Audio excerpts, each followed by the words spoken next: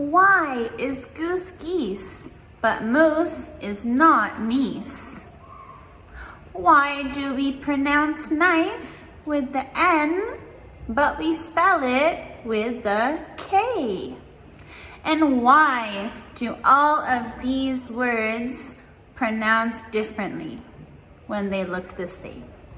What is going on? So today in this video, I will be talking about the 10 most confusing words and phrases in English that do not follow the normal English rules. Let's go. Why? Weird plurals. Now, for those of you that do not remember, a plural just means something that's more than one. So if I have 5 apples, then I would just make this plural by putting the S at the end. So I have 2 cats, I have 3 dogs, 5 apples. Easy, right? What about sheep? Can we say, I have 2 sheeps? No, absolutely not. Why not? It does not follow the same plural rule. So with sheep, we do not change it at all. We do not add any ending to the end. The same with fish. We cannot say, I have 6 fishes, or I have 2 fishies, right? We just say fish. For any number, I have 5 fish. I have 100 fish. It always stays the same one. Now it can get even weirder. What about a goose? If we have 1 goose and we want to make a plural into 2, what do? Can we say gooses? No. Can we say goose? No. We have to change it to geese. Huh? It's very confusing, of course. Another example is tooth. 1 tooth. Can we say I have 2 tooths? No, of course not. We need to change the entire word into teeth. I have 2 teeth. I have 5 teeth, and so on. So this goes on and on with our irregular verbs. Sometimes we have to change the entire spelling to make it plural. Other times, we just add the S or ES at the end. When to know which one we use, that is the tricky part. 2, irregular verbs. Now, for those of you that don't remember, a verb is an action word, like jump. So normally, when we take a word like jump from the simple present to simple past, we just add ED. Easy, right? Yes, I jumped yesterday. He walked to school last week. However, watch out. Can we say I goed to school yesterday? No. We have to change go into went. Yes, I went to school yesterday. What about see? I see someone. Can we say seed? No. Then that makes a whole new word. We have to say saw. I saw my friend yesterday. So the list goes on and on with irregular verbs. We have so many of them in English. Some of them are really tricky, like to teach. Teach becomes taught. Completely different spelling. T-A-U-G-H-T. And the GH are completely silent. We do not pronounce them at all. Another one would be to catch. Catch the ball. Again, we cannot say catched. We have to say caught. He caught the ball. C-A-U-G-H-T. So, as you can see, some of these get very confusing, especially changing it with the proper spelling and pronunciation. Also have some verbs that don't change at all. These are super tricky. For example, read, and the past tense, read. This has the same spelling, but a little bit different pronunciation. What about cut? I cut my vegetables. Can we say cutted? No. So how do we change this one? Guess what? We don't. Yeah, these words say the exact same. Cut, put. Those are two examples of these that are very commonly mistaken. So make sure to watch out for your verbs. Also have silent letters. Now these are super tricky, both with spelling and pronunciation, because we do not actually pronounce these sounds. So, for example, a word like knife. We use the knife to cut things in the kitchen. So, we spell this with a K at the beginning for some reason, but we do not say knife, we just say knife, N-I-F-E.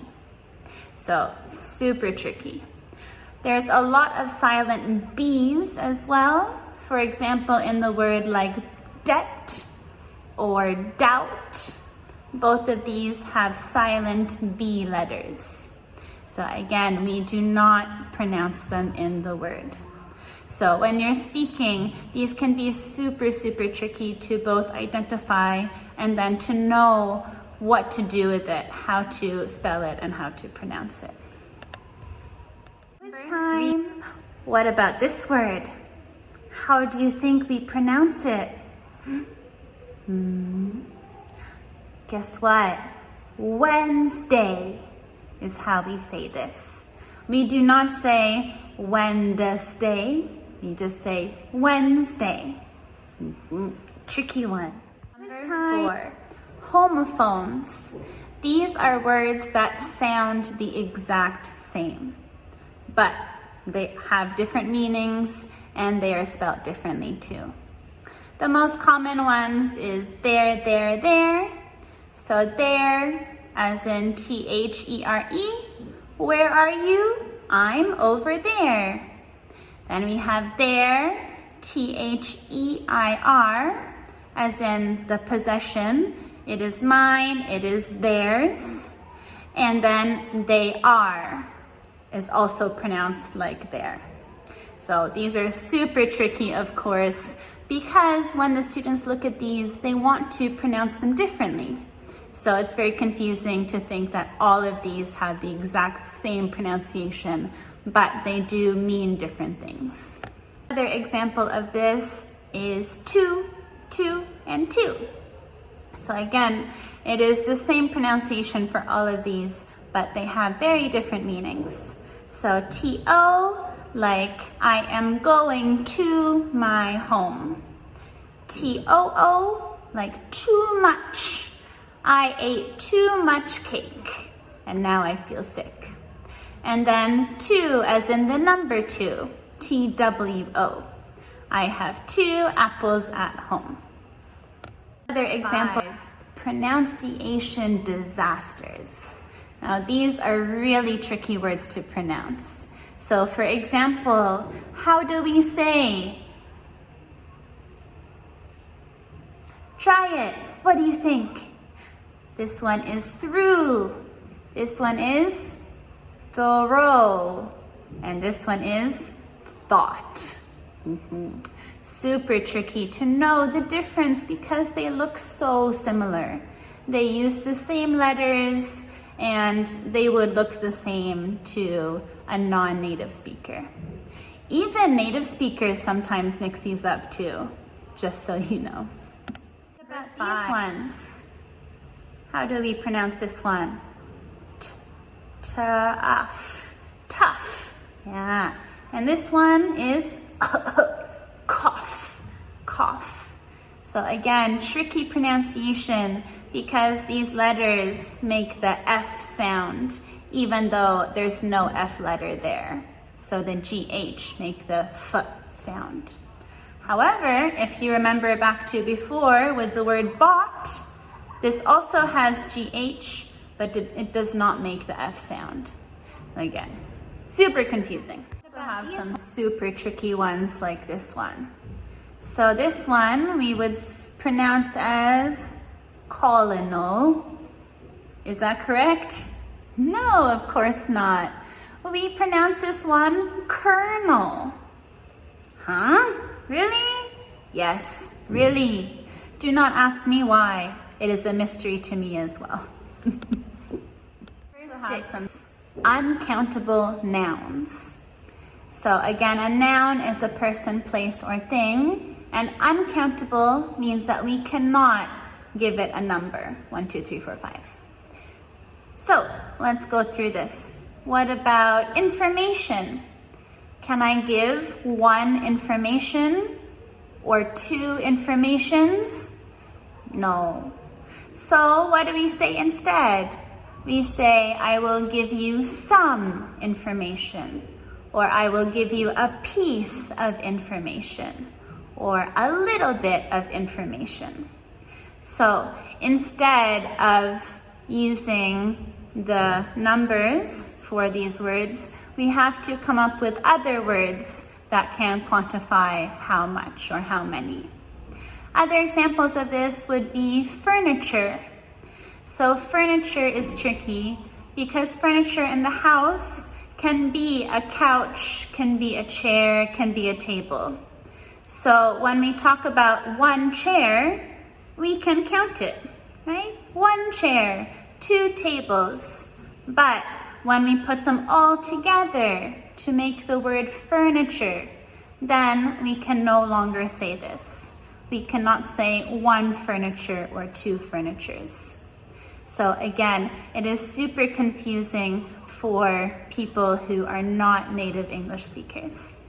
Same thing can be said about the word homework. So again, we do not say I have 3 homeworks or 4 homeworks. You can say I have 4 pieces of homework, or I have a lot of homework, a little bit of homework, and so on. 7. Comparative adjectives. So this is quite easy, right? We say small, smaller, or big, bigger. What about good? Can I say I am gooder than my friend? No, of course not. That would be too easy. So what do we put for good? What is the comparative adjective with good? Do you know? It is, better. I am better than my friend, or I got a better grade than her. So the same with bad. Can I say, you are badder today? No. So if we have bad, becomes worse. I have a worser grade than my friend. So again, this gets very complicated, as you can see, depending on the comparative adjective that we use. We cannot always just add the ER to compare. 7. What about fun? How do we change fun into the comparative adjective? Can we say funner? No. We say funnier.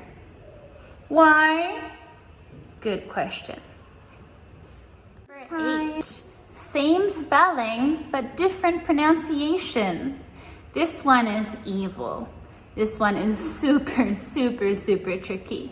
So pay attention. If you take the word record, so I need to buy a record, means I will buy the CD. But then we have record as a verb. I need to record my music. So this word record, it is spelt the exact same in both sentences, but it has a different meaning. What? What do you mean? Right? It is so difficult. So we do not have a lot of words like this in English, but we do have some, and they are super hard to understand. If you take of this would be present and present. So I will receive a present, like a gift for Christmas, and I am going to present my PPT presentation. Right? So again, they are pronounced, they spelled the exact same, but they are pronounced a little bit different than each other. Example, contradictory words. These are two words that have the opposite meanings, but they are spelled the same. These are super tricky as well. One example is sanction. Sanction is a word that both means to approve of something, which is positive, or to punish someone, which is negative. So again, with these kind of words that have two different meanings, but they're spelled the exact same, it's the same word, how do we know what meaning is what? We need to look at the context of the sentence to get the full meaning. So that's how we deal with those issues. But of course, super, super tricky. Another example of this is to dust.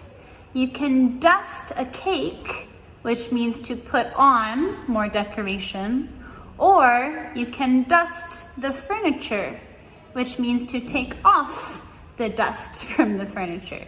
So again, this word to dust has two meanings that are complete opposite from each other. Example, final boss. Okay, let's practice. Are you ready? Read the words on the screen. 1, 2, 3, go!